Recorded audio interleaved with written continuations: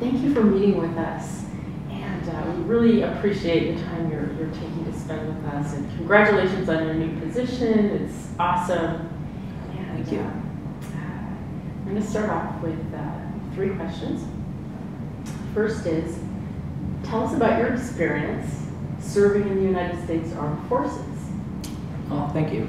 Well, first off, thank you for the opportunity to let me speak and be part of your effort. So I'm really humbled by that opportunity. With respect to your question, I've been actually in the military now for close to 14 years. This will be, in August, will be my 14th year. I enlisted in 1999 as an enlisted officer. And I did that always in the National Guard, Oregon National Guard. And part of the reason why I did that was, one, I needed money to go to school, and that was, the GI Bill seemed like a good place to start. Second, I really wanted to serve. I was one of the guys that looked for a recruiter instead of the recruiter looking for me. So it's been an interesting road.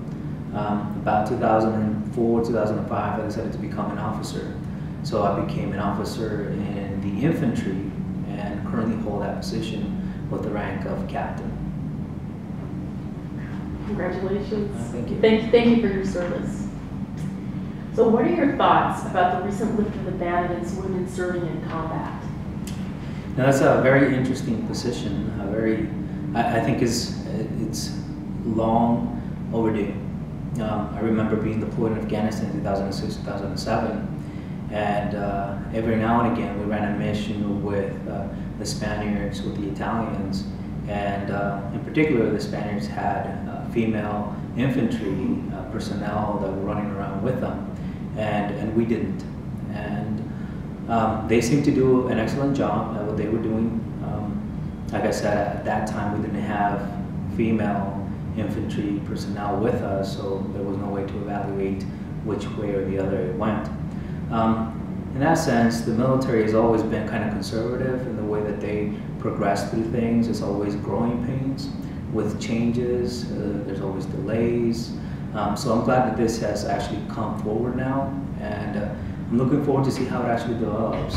I know that we still got a couple of years before it comes fully into effect, so definitely it'll be interesting times.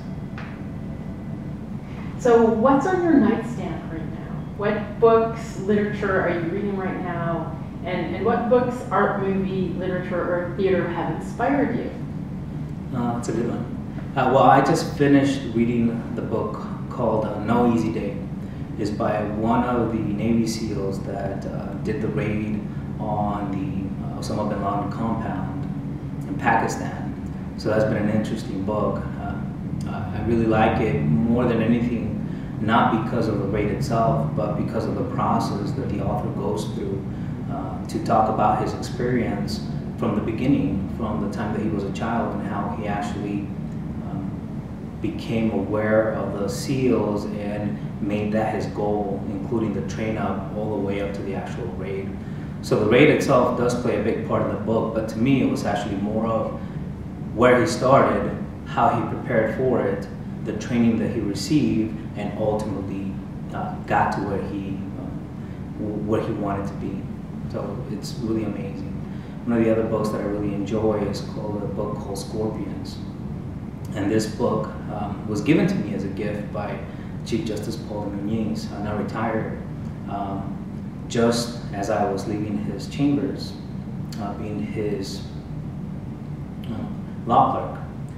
And that book talks about some of the justices, or at the Supreme Court level, and how they actually got to where they've been, all the way from Justice Frankfurter, Justice Douglas, Justice Black, Justice Jackson, and where they started off, most of them actually very humble beginnings, to their appointment to become some of the most, in my opinion, inspiring writers at the Supreme Court level. Well, thank you very much. Is there anything else you'd like to add? No, I think I'm good. Okay, thank you.